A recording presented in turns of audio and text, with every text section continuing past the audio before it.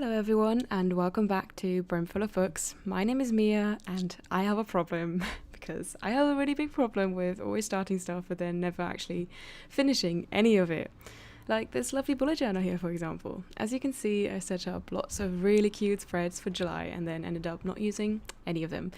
So yeah, I thought the only logical thing to do here was to set up more things I'll probably never use, but now you get to watch me do it. Yay!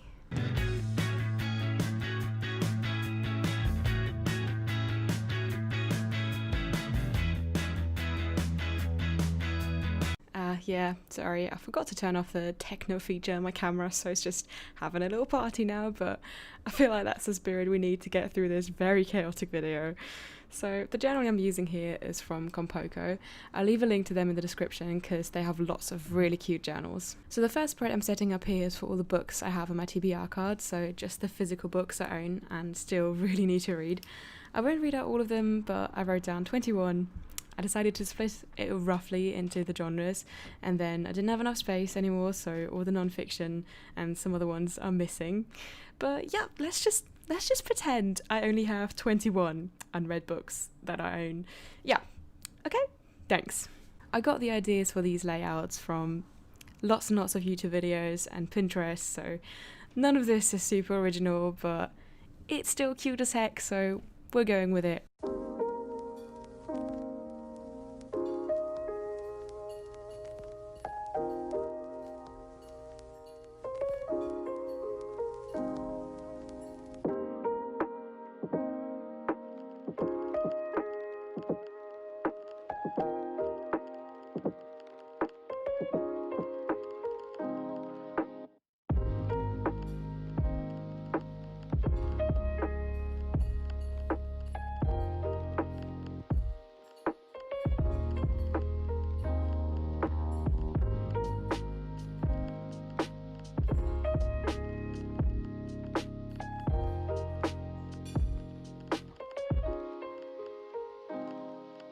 So here I made a little envelope and then I wrote down all the books from my TBR on little pieces of paper, and then I'll put them in there, and then whenever I don't know what to read I can just draw one randomly and then I have a book to read. Yay!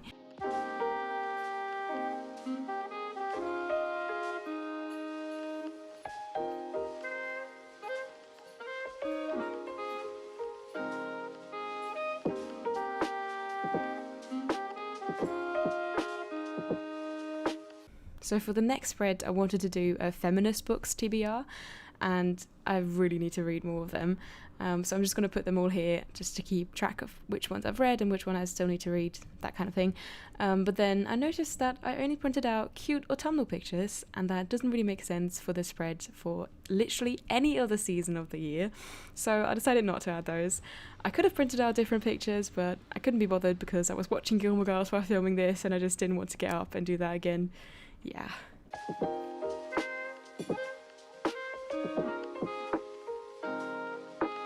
Speaking of Gilmore Girls, the next spread I made is of the Rory Gilmore reading list.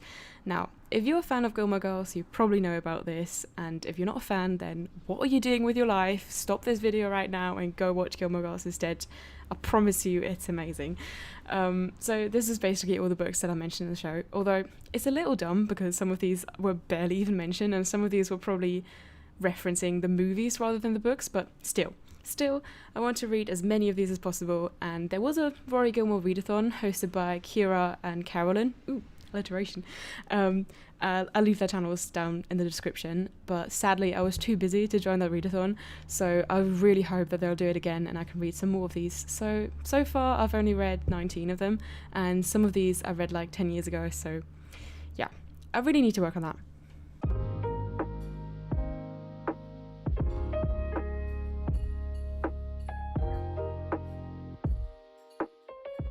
So the next spread I made was my September spread. So I basically just went on Pinterest, typed in something like cozy autumn, I love autumn, give me more autumn, and just printed out loads of these pictures. I rearranged them a billion times until it just kind of looked like autumn threw up on my page. My September TBR is extremely ambitious for me, considering it's already the 12th and I haven't finished a single book this month, so Yeah, but I can do it. It's okay. We're thriving. It's fine.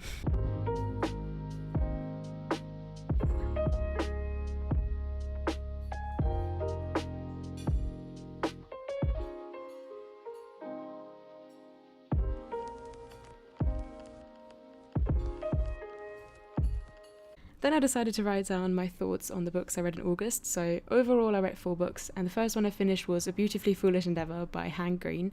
It's the sequel to An Absolutely Remarkable Thing, and it was perfect. I somehow loved it even more than the first one, and that was already so good. Like, this one was so intelligent and witty and fun, and it was just amazing. You all have to read it, both of them. Please do it now. So the next book I read was also amazing. It was Clap When You Land by Elizabeth Acevedo, who also wrote Poet X, which I also loved. And both of these books are written in verse, and the audiobooks are just perfect. Clap When You Land was just absolutely amazing. The story, the characters, the relationships, just everything in this book was so real and so heartbreaking. I loved it. I loved it so much. The next one is Serpent and Dove, and oh boy was it disappointing.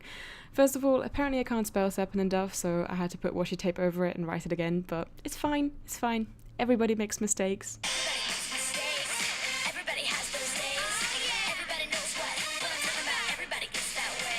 Yeah, this book was also a mistake. I think I'll make a longer video about this soon, but it was just bad. The characters don't have any personality, the plot doesn't make any sense a lot of the time, and the only good things were really the magic system and maybe the sex scene, so yeah, that tells you all you need to know, really. The last book I read was The Only Living Witness by Stephen Michaud and Hugh Ainsworth. I really can't pronounce his names, but anyway, it's about Ted Bundy. I read this one for the Crime Time Book Club, hosted by the lovely Beth from Read by Beth. I'll leave her booktube and bookstagram in the description. So when I was younger, I looked up stuff about serial killers all the time. Yeah, I was a perfectly well-adjusted and normal child. Don't worry, it's fine. But I already knew quite a bit about Ted Bundy, but I still learned a few new things in this book, and it was just overall really good, so I can definitely recommend. And yeah, that was it. That was my new reading journal. So just in general, my brain is like a sieve and I forget everything I read all the time. So I'm hoping this will help me remember the books I read a bit more and just my thoughts on them as well. I think I'll add some more pages, like a TBR for all the classics I want to read, or maybe even specific authors. I'm thinking maybe V.E. Schwab, because I haven't actually read any of her books, so I do need to get on that.